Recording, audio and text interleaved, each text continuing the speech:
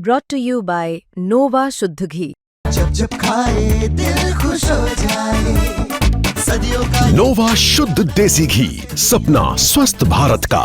I love घी घी घी घी घी घी।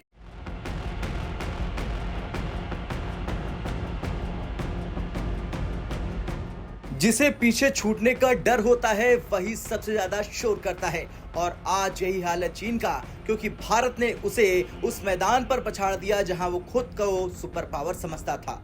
जी हां, हवा के मैदान में, यानी कि एयर फोर्स पावर में। दरअसल WDMMA यानी कि world directory of modern military aircraft की ताजा रिपोर्ट के मुताबिक भारतीय वायुसेना अब दुनिया की तीसरी सबसे बड़ी ताकतवर एयरफोर्स बन चुकी है। भारत से आगे सिर्फ दो देश हैं, अमेरिका और रूस, और चौथे स्थान पर खिसक गया है चीन। यानी भारत ने इस बार चीन को साफ तौर पर पछाड़ दिया है। WDMMA की ताजा रिपोर्ट में एक खास बात और सामने आई है कि पाकिस्तान, जो अक्सर सोशल मीडिया पर 6-0 जैसी फेक बातें करता है, वो इस लिस्ट में 18वें नंबर पर खिसक चुका है और भारत सीधा तीसरे नंबर पर आ गया। इससे साफ है कि भारत की एयरफोर्स न सिर्फ क्षेत्रीय बल्कि वैश्विक ताकत बन चुकी है। ऐसे में सवाल उठता है, चीन के पास ज्यादा फाइटर जेट हैं, फिर भी भारत आगे कैसे है? तो WDMMA की रैंकिंग सिर्फ संख्या नहीं देखती, ये देखती है quality, technology, fleet balance, logistic और इंडस्ट्रियल कैपेबिलिटी।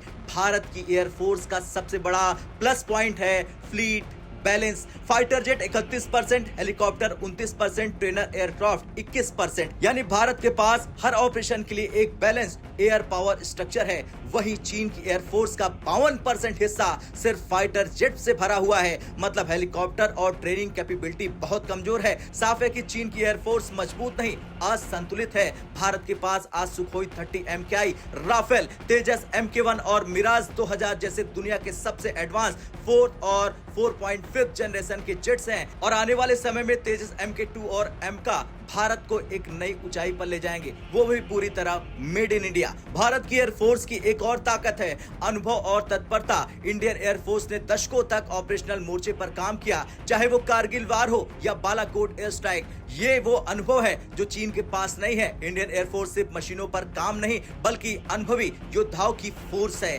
रिपोर्ट में एक और बड़ा फैक्टर है इंडस्ट्रियल स्ट्रेंथ। अगर कल को युद्ध होता है तो सवाल ये नहीं है कि आपके पास कितने जेट है, बल्कि ये है कि आप नए जेट बना सकते हैं या नहीं, और यही चीज भारत को चीन पर बढ़त देती है। HAL, DRDO और L&T जैसी कंपनियां आज स्वदेशी स्तर पर जेट, मिसाइल और रडार बना रही हैं। भारत अब आयातक नहीं, निर्यातक बन चुका है। अब इस रिपोर्ट के बाद दुनिया की प्रतिक्रियाएं देखिए। अमेरिका की ओर से कहा गया कि दुनिया आज चाइना वर्सेस वर्ल्ड की जंग लड़ रही है, और इस जंग में भारत हमारा सबसे अहम सहयोगी होगा। जी हां, जो अमेरिका कभी भारत को डेड इकोनॉमी कहता था, आज वही कह रहा है India is our closest ally against China.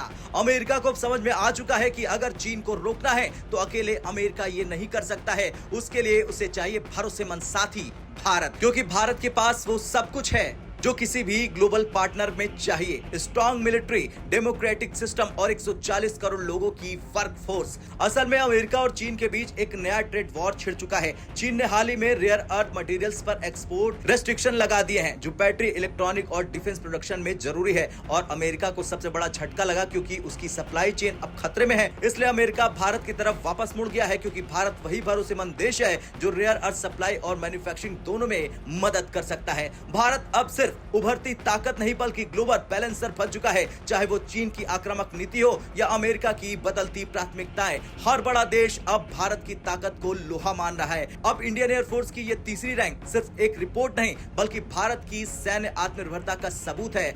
आज भारत की वायुसेना आसमान में नई कहानी लिख रही। जहां कभी भारत विदेशी फाइटर जेट पर निर्भर था, आज भारत खुद उन्हें डिजाइन और एक्सपोर्ट कर रहा। और यही डर है चीन का, क्योंकि अब सिर्फ जमीन पर नहीं, आसमान में भी भारत का परचम हर दिन लहरा रहा है। जय हिंद।